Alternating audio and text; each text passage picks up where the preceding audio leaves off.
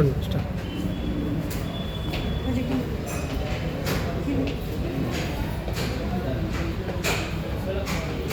మాట్లాడండి.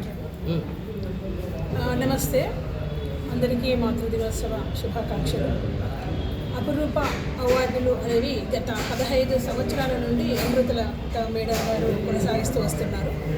వివిధ రంగాల్లో కృషి చేసిన మహిళలకు వారి ప్రతిభను గుర్తించి ఇస్తున్న ఈ అవార్డులు కేవలం ప్రతిభను గుర్తించి ఇస్తున్నవి మాత్రమే కాదు, వాళ్ళ బాధ్యతను మరింత పెంచి ఇస్తున్నట్టుగా నేను భావిస్తున్నాను. అమృతలత మేడం గారు ఒక మాట అంటున్నారు, అవార్డు ఇవ్వడం వల్ల, ఒక ప్రతిభావంతులకి అవార్డు ఇవ్వడం వల్ల మరికొంతమంది ప్రతిభావంతులు పుట్టుకొస్తారు అని.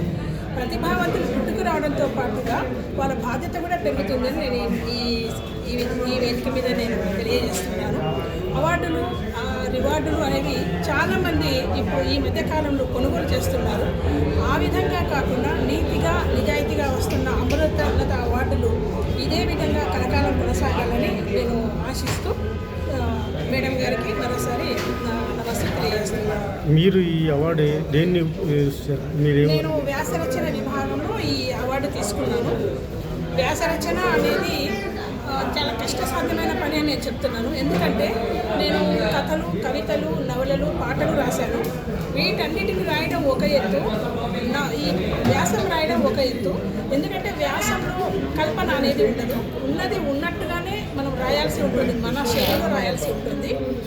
కాబట్టి ఈ వ్యాస రచన అనేది ఒక కత్తి మీద సాములా సాగుతుంది.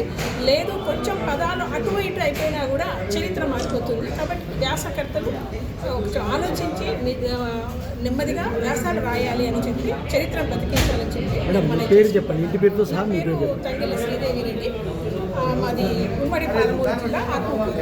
Thank you madam.